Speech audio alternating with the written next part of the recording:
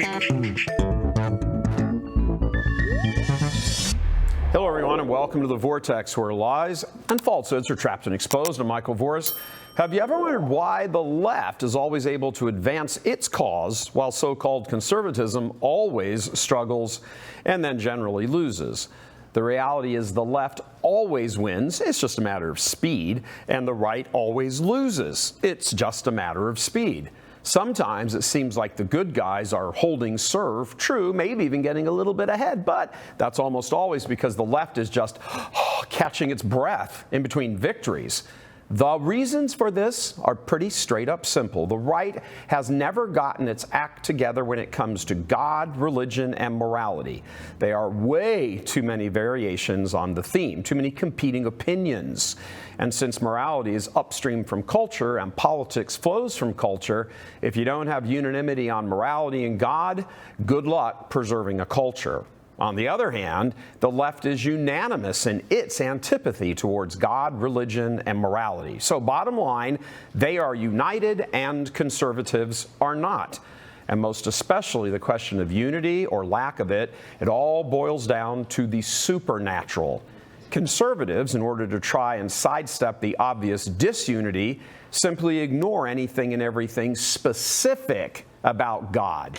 They talk about the generalities, the Bible, God, Jesus, faith, and an assortment of other sacred-sounding themes, but they fall woefully short of what any of that actually means, precisely means.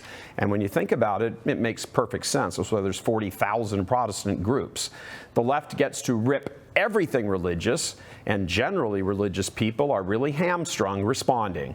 So conservatives box themselves into a corner and have to talk about trying to reestablish what amounts to a patriotic utopia based on just earthly temporal virtues, natural virtues, with no real touchstone to God and supernatural good. For example, in a recent article in America Greatness, the esteemed Victor Davis Hanson, a good guy with a good mind, well, he just never finishes the thought. In his article entitled The Remaking of America, Every Aspect of American Life and Culture is Under Assault, Hanson correctly identifies a list of woes regarding the decay of America, various institutions under assault. Free expression, the weaponization of justice, the Supreme Court, the fusion of media and the Democratic Party, the destruction of common law, the erosion of the military, the destruction of the distinction between sexes, race-class issues, mounting debt, and, of course, universities. He is spot on in his analysis of each. But, and here's the but, he never suggests to anyone that the reason why the left has scored such lethal blows in all of these areas is precisely because of the competing versions of Christianity, contradictory versions of Christianity, which have left the entire cause vulnerable to the assaults. Down in the trenches, where the war is being fought hand-to-hand, the left wins because so-called Christians actually accept some of the left's premises, and then they argue amongst themselves over to what degree they should be accepted. So contraception, the mother of all sexual evils in the culture, is never called out by the right because too many on the right actually accept it to one degree or another. It violates natural moral law and therefore can never be accepted at all in any way, shape, or form by followers of Christ.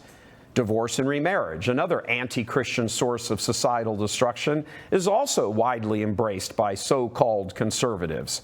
The carnage wrought by just those two things alone has brought us to the point where we now stand right now, which is in a cultural free fall.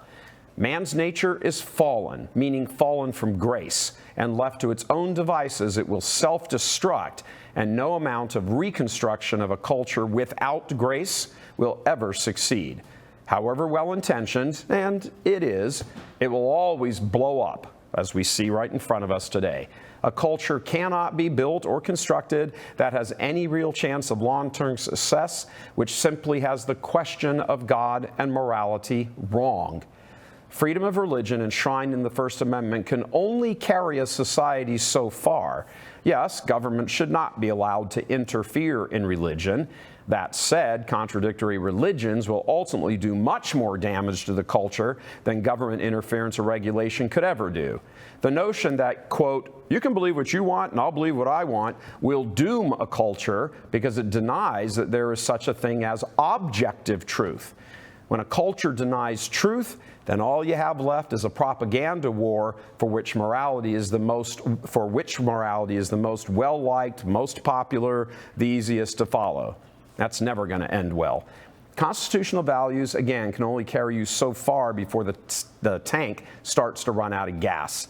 America is now barely chugging along on the fumes of Western civilization. Either the tank is going to be filled with the super fuel of Catholicism, or the culture is done. No nation survives on half-truths. God love you. I'm Michael Voris.